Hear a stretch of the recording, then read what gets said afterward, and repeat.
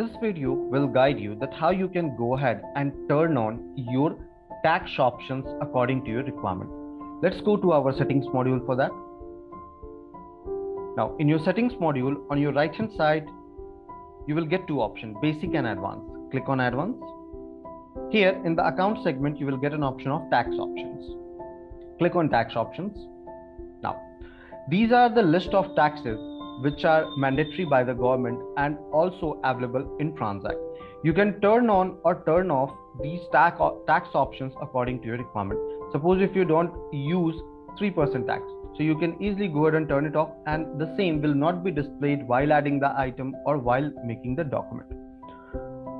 In the same going, you can turn off or turn on the tax options according to your requirement, which will be get displayed in your inventory and document. I hope it helped you out. Have a good day.